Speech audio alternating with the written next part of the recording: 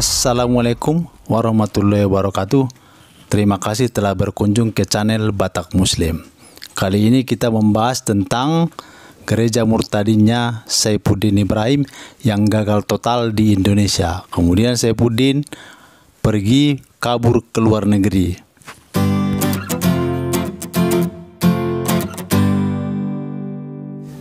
Menurut pengakuannya, Saifuddin dulunya seorang pengajar di pesantren Al-Zaitun, pesantren besar di Jawa. Tentu dia pada awalnya beragama Islam. Dia seorang Muslim dan berpendidikan agama Islam. Kemungkinan dia ada masalah di Al-Zaitun.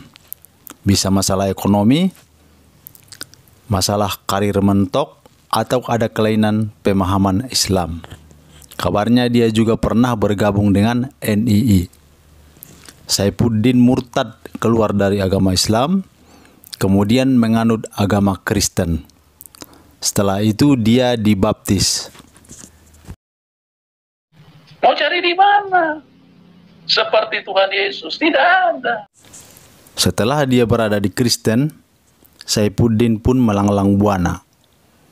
Dia melakukan kesaksian atas permintaan gereja tentunya.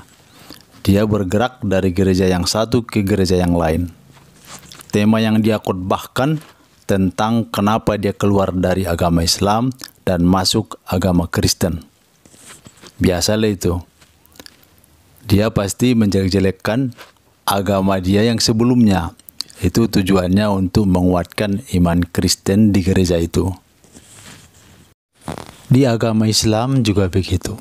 Para mualaf, orang-orang Kristen yang berpindah ke agama Islam, sering diajak untuk ceramah, menceritakan pengalaman masa lalunya. Pengalamannya bagaimana alasannya memilih agama Islam.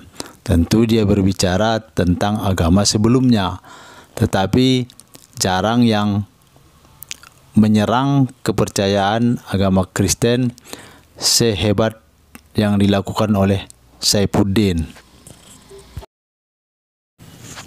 Saifuddin juga melihat peluang ini. Dia pun semakin kencang menyerang agama Islam, yang ujung-ujungnya dapat banyak kopi dari persembahan kasih yang diberikan oleh gereja yang mengundang dia. Ceramah Saifuddin temanya itu-itu saja. Hapus 300 ayat, boleh membunuh, hentikan jemaah haji, istri Nabi berjumlah 11, Nabi mengawini anak 6 tahun. Menghina Nabi lah ceritanya. Itu-itu saja dari tahun ke tahun. Kalau yang pintar dan tidak suka keburukan akan merasa bosan, seperti pendeta Joshua Tewu. Nggak usah Pak Saifuddin Ibrahim terus diundang khotbah, Mam. Khotbahnya itu aja, putar-putar di situ-situ aja. Jujur saya bilang begitu. Sorry, saya harus buka ini. Karena kok khotbah bicara itu aja. 17 tahun lalu kebuka lagi, 3 tahun lalu kebuka lagi. Hanya itu aja. Hina Islam, inilah, itulah. Hanya putar-putar di situ, nggak ada pendalaman Alkitab sama sekali. Bagaimana jemaat bisa bertumbuh? Merasa sudah bisa, sudah ahli dengan ajaran Kristen, sudah menguasai Alkitab, Saifuddin pun mendirikan gereja. Dia beri nama Gereja Murtadin Indonesia. Dia ingin memurtadkan orang-orang Muslim di Indonesia.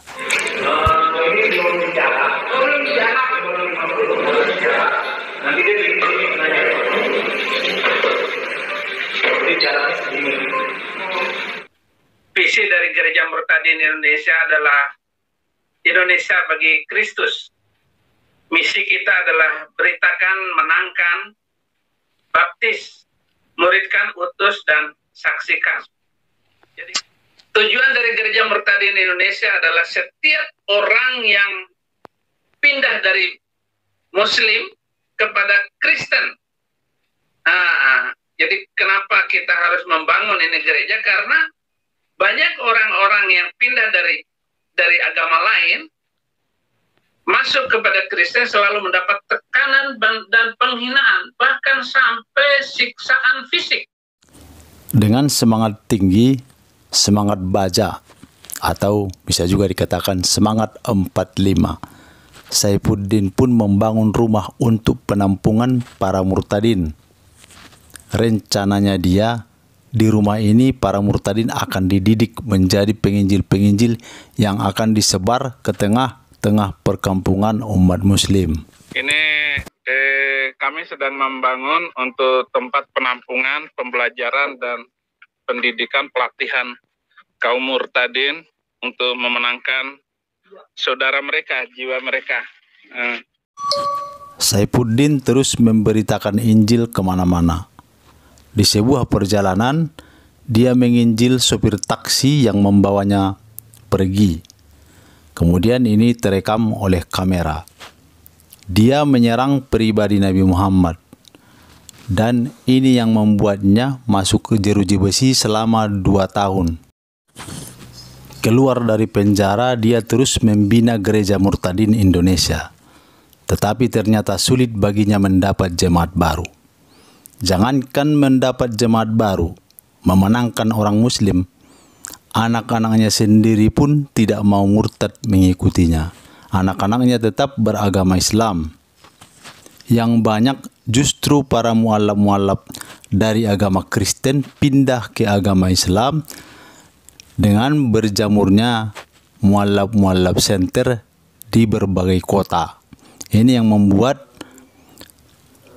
agama Kristen banyak yang pindah ke agama Islam karena mereka mendapatkan pengajaran dari mualaf-mualaf center.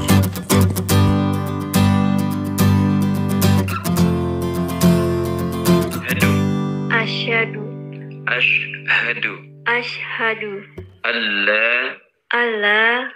Ilaha. Ilaha. Illallah. Illallah. Asyhadu Asyhadu. alla Ana. ilaha Ilaha. illallah. Illallah. Asyhadu an la ilaha illallah. Asyhadu an la ilaha illallah. Bismillahirrahmanirrahim. Asyhadu Asyhadu an an la ilaha la ilaha illallah. illallah. Asyhadu Allah ilaha ilaha illallah illallah. wa Dalam 1 tahun, di tahun 2022, Mualaf Center Yogyakarta mensahadatkan 151 orang mualaf. Ini berarti dalam 1 minggu, Mualaf Center mensahadatkan 3 orang. Nah, mau tanya nih, kita update dulu. Update mereview lagi, update dulu. Nah, Dua ini ya. betul. Awalnya nih kita akan mereview kira-kira total jumlah mualaf tahun ini nih. Data nih. Yang megang data. Nah, Januari sampai terakhir Desember. Ini ya. Semalam itu ada berapa sih? Tadi udah sempat cek itu ada total 151 mualaf ya. Masya Allah, 151. Ada peningkatan ya? Peningkatan dari tahun sebelumnya. Tahun sebelumnya. Itu masih di Mualaf Center Yogyakarta. Belum lagi di Mualaf Center yang lain. Mualaf Center banyak, Islamic Center juga banyak, bertebaran di seluruh Indonesia. Begitu juga di masjid-masjid, banyak orang yang bersahadat. Jadi kalau dihitung-hitung berapa orang non-muslim yang masuk Islam per hari, tentu banyak sekali. Ini yang membuat gereja-gereja murtadin yang dibangun oleh Saifuddin Ibrahim sepi peminat. A few moments later. Muncullah MKC, Muhammad KC, murtadin dari Ciamis. Orang ini jualannya Nabi dikerumuni jin. Dia berkesimpulan kalau Nabi dikerumuni jin berarti ajaran Islam berasal dari jin. Kelihatannya MKC memang menyukai segala sesuatu tentang jin. MKC pun ditangkap polisi. Dia ditangkap polisi di Bali. Saifuddin melihat peluang dalam kasus MKC ini. Dia pun menggalang donasi. Donasi-donasi dari umat Kristen ini dia arahkan ke rekeningnya, masuk ke rekening dia. Terjadilah saling serang di antara sesama mereka, di antara sesama penggalang-penggalang donasi untuk MKC ini. A few moments later. Entah apa yang terjadi, apa latar belakang di luar itu, apa tujuan Saifuddin. Tiba-tiba Saifuddin pergi ke luar negeri. Dia terbang ke Amerika bersama istrinya.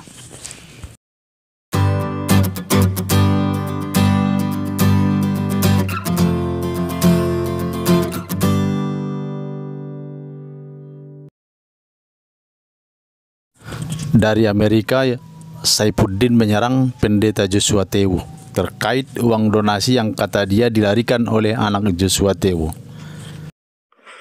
Anak pendeta, ada pendeta besar, namanya juga punya YouTube itu pendetanya.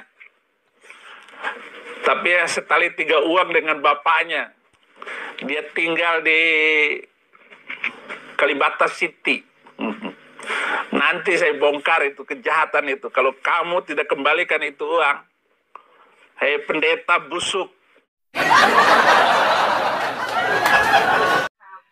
Tapi kenapa bikin channel pribadimu pakai uang MKC? Itu pertanyaan saya sama Anda, Saifuddin. Ya, kenapa pakai MKC, donasi orang untuk MKC untuk bayar atau untuk membiayai channel pribadimu, channel Saifuddin Ibrahim? Ya itu repot Pak. Itu repot Pak. Itu repot Pak. Dari Amerika, Saifuddin terus-menerus menyerang agama Islam, sehingga Kepolisian Republik Indonesia menetapkan Saifuddin sebagai tersangka. Bahkan kalau perlu Pak, 300 ayat yang menjadi pemicu hidup intoleran, pemicu hidup radikal dan membenci orang lain karena beda agama, itu di-skip atau direvisi atau dihapuskan dari Al-Quran Indonesia. Ini sangat berbahaya sekali. Saifuddin berpotensi memicu permusuhan antar umat beragama di Indonesia, memicu tidak keharmonisan hubungan antar umat beragama, maka dia layak dihentikan. Normalnya, pendeta memberitakan kitab mereka sendiri, memberitakan kabar baik, tetapi yang beginian sulit mendapat donasi, sulit mendapat views di YouTube. Penonton pun sedikit. Saifuddin mengetahui ini. Itu sebabnya dia serang terus-menerus pribadi Nabi Muhammad supaya dia dapat donasi dan views di YouTube-nya meningkat pesat. Pada akhirnya, gereja murtadin Saifuddin gagal total. Rencana dia memurtadkan banyak muslim gagal. Kalau gereja murtadinnya Saifuddin berhasil, dia tidak akan kabur ke Amerika. Itu buktinya bahwa strategi Saifuddin gagal di Indonesia.